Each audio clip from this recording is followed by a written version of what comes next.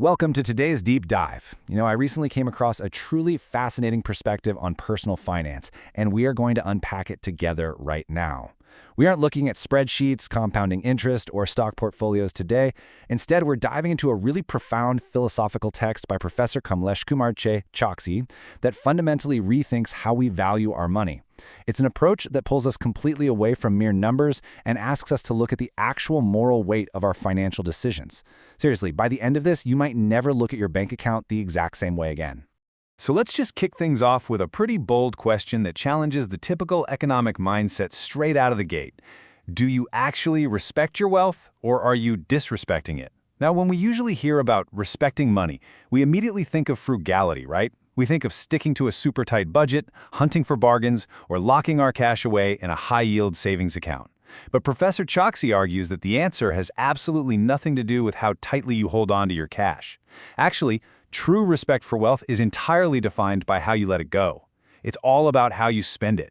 To really anchor this whole framework, the author points to this profound Sanskrit shloka, Adaro nadarasthaiva dhanasya drishyate maya, punya pap krakrayan etal smartavyo jivane twaya. Basically, this translates to, I observe both the respect and disrespect of wealth among humans. You must remember in life that these are seen strictly through the buying of virtue or sin. This is the foundational thesis here. Money is not just some neutral tool of exchange. It's literally a vehicle for acquiring either virtue, which the text calls punya, or sin, which is called pap. It forces us to ask, what exactly are we purchasing with our life's energy? And that brings us to the first core theme of the text, bhavoki swatantrata, or the absolute freedom of choices. What's genuinely fascinating to me here is just how broad this concept of choice is. The text explains that as humans, we have the complete 100% autonomy to adopt one of two attitudes toward every single aspect of our existence. We can choose a praiseworthy attitude of respect, or we can choose a condemnable attitude of disrespect. And this doesn't just apply to big abstract concepts, it applies directly to everyday tangible things, the food we eat, the clothes we wear, and obviously our material wealth. You get to decide, entirely voluntarily, which attitude you're going to adopt toward your possessions. But hold on a second. Before we even talk about spending, the author hits pause. We first have to understand dhan prapti ka purushart, the immense effort behind earning that wealth in the first place.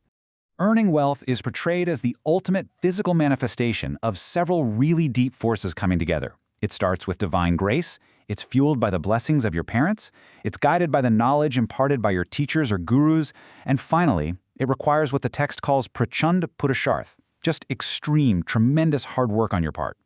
When you look at your wealth through this specific lens, it's no longer just arbitrary currency you stumbled upon, right? It's literally a dense concentration of blessings, wisdom, and your own sweat. Okay, so keeping that heavy foundation in mind, let's move into dhan ka adar. How do we properly show respect to this wealth we've earned? So respecting wealth, which the text refers to as adar, it isn't passive at all. It's highly active. It is specifically defined as the act of utilizing your financial resources to purchase goodness and virtue in the world. You respect the massive effort it took to earn your money by transforming that money into positive actions. Basically, you take the blessings you receive to get the money and you actively pass them onward. But, well, what about the exact opposite? Let's take a look at dhan ka another, the total disrespect of wealth. The text defines this disrespect as an action too, using your hard-earned money to purchase pap, which translates to sin, harm, or negativity. Just think about the gravity of this based on what we covered a minute ago.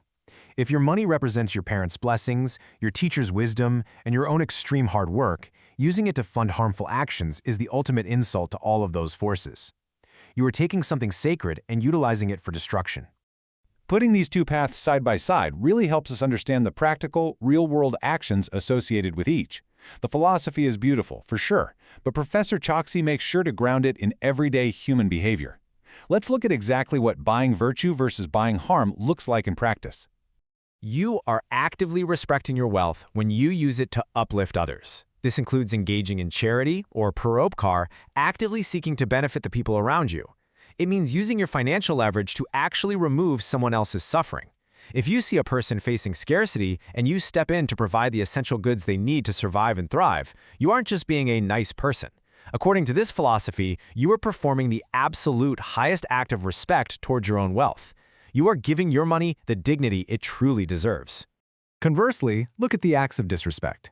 You completely disrespect your wealth if you weaponize it. This means spending money to facilitate harmful or sinful acts. It means using your financial power to deliberately cause pain to others, to create disruptions in someone else's life, or to intentionally become a roadblock for someone trying to move forward. When money is used to oppress, to manipulate, or to harm, the text views this as the ultimate tragedy. You're literally taking the extreme hard work you put into earning that money and throwing it straight into the gutter. And this brings us to the absolute core of Professor Choksi's analysis.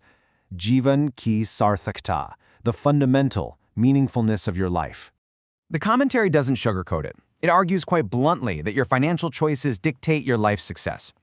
Choosing to respect your wealth, choosing to buy virtue, to help others, and to honor the effort it took to earn it, that leads directly to the true success and meaningfulness of human life.